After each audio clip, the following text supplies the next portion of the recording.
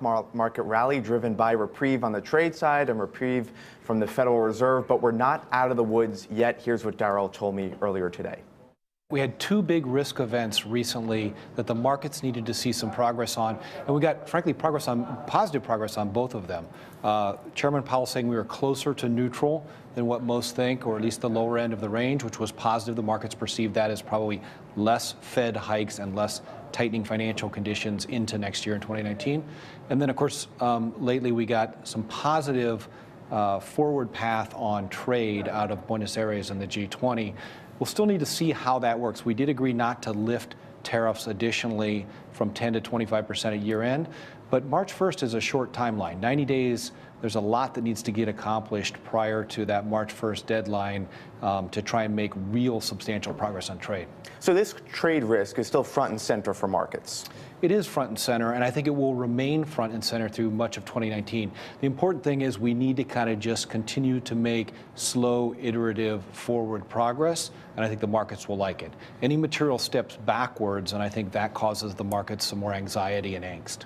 You know, the S&P 500 has returned almost 15% annually every year over the past decade. It's right. Hard not to make money in this kind of environment. But you say that era is ending starting in 2019. Explain. Yeah, so our 2019 annual outlook, we titled it this year The End of Easy, right? And so what does the end of easy means? We think there are a number of shifting conditions from what we've enjoyed for the past 8-9 years of the cycle. So things like a reduction in outside stimulus. We know monetary stimulus has faded away. 2019 will be the peak of fiscal stimulus. Cheap capital is no longer there anymore. As interest rates go up, businesses now have to reassess how they think about borrowing and lending in today's environment. We don't think you'll see outsized job gains in 2019. The job market, the labor market, is as tight as it's been in multi-decade periods. So you'll still see job gains, but maybe not to the degree we've enjoyed for much of this cycle. And we think the equity markets are changing. We think the sectors will broaden out. We'll get more participation across the sectors. And we actually think it won't just be a U.S.-only led centric story in 2019. We think the rest of the global markets will begin to participate because they haven't, frankly, the last several years, Scott. And I want to talk about sectors in a moment. But first, What kind of upside, what kind of returns are you expecting across the markets in 2019? We think the markets can, at least domestically, can give us somewhere in that 6-7% type return, total return, if you include dividends and everything else.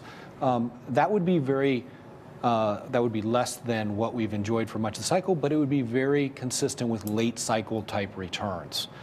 So positive returns, decent returns, but not the outsized returns that perhaps we've been enjoying for much of this economic recovery cycle. And so what sectors contribute to that 6 to 7% gain? Is it tech, which has been such a star in the markets up until a few months ago, or do we get to see, maybe healthcare, some of the more defensive sectors come into play? Well, it's interesting you say that, because as we get ready to close down 2018, the two best performing sectors by far have been healthcare number one and consumer discretionary number two, and tech with the recent sell-off is now in the number 3 slot.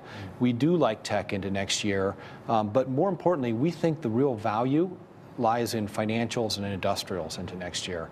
So still pro-growth sectors. You can extrapolate that into probably not huge outsized Fed hikes in interest rates, and maybe a clearer path on trade, because both of those sectors will do well if you get that type of environment.